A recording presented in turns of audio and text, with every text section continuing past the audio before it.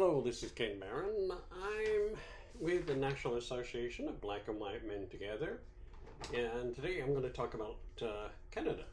I have some really good friends in Canada, and I've always had an association with Canada since I'm from England, and Englanders typically enjoy the company of Canadians. And I moved to America, of course, and now I still have friends in Canada, and I consider Canadians to be really good people. But Canada is now living through an era of acute, sustained, profound, and abiding rage. The source is, of course, President Trump. The object is the United States. More than 2/3 of Canadians say they plan to buy fewer American grocery products this year. Canadian travel to America continues its steep decline, although that may have less to do with the political resistance than with the fact that the US has made spectacularly clear that foreigners within its borders may be subject to detention and possibly even violence without recourse. The president has declared repeatedly that he intends to soften up on the Canadian economy in preparation for annexation. Americans, from what I can tell, don't seem to take this possibility seriously, even though he undertook the task in earnest last week by imposing a 35% tariff. The American threat to our sovereignty, so sudden, so foolish, said the Canadian, is reshaping Canadian life. All over the world, as the United States retreats from the global order it created, nations are reforming their priorities, changing their institutions, and as a result, changing their identities. There are drastic changes in how countries exist, in who they are, but perhaps nowhere is the change more profound than in Canada. In response to Americans' threats, Canada is in the middle of the greatest explosion of nationalism in the country's history. People on both sides of the border hope that this economic antipathy is temporary, but the second Trump administration has established a more enduring truth about the United States. It is no longer a country that keeps its agreements.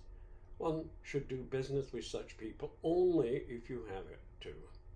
According to a poll from February, 91% of Canadians want to rely less on the United States as a trading partner.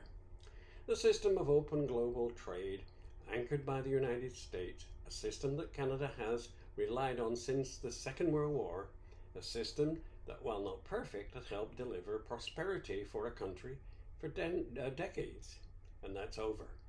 Canadians say that they just cannot be in position in the future where they can be threatened this way.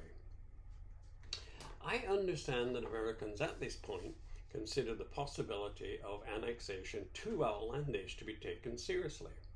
But the United States has shown itself capable of the most outlandish possibilities.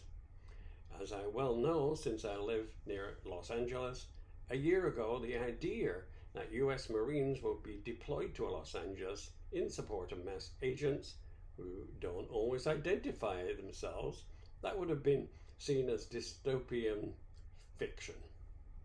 When countries backslide out of democracy, invading neighbors is typically that kind of justification autocratic leaders use to suspend their own laws.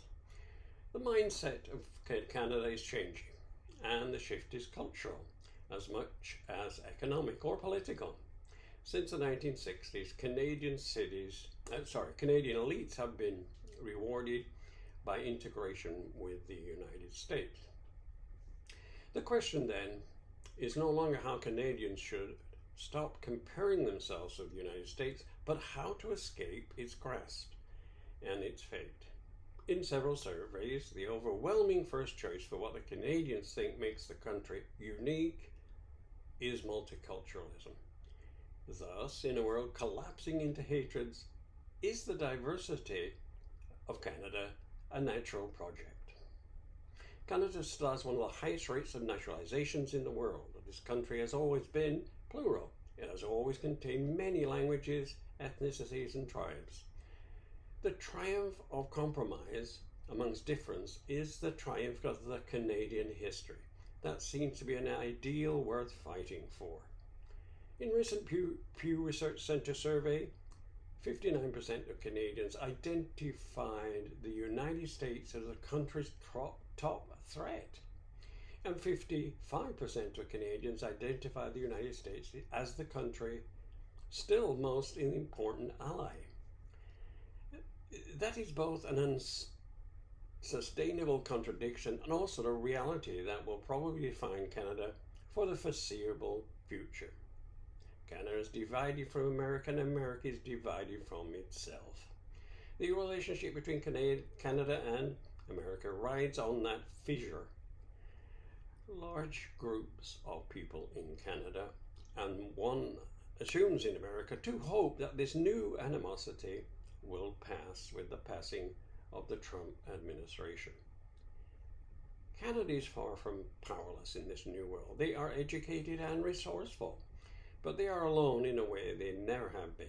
Canada serves as a connector between the world's democracies. We should trust our neighbor and respect and reset our shared values. This is Ken Barron, and I'm with the NABWMT. We're on many platforms, Facebook and the like. This is Substack, and hoping I can hear from you and that you tune in again. Thank you for listening, and see you.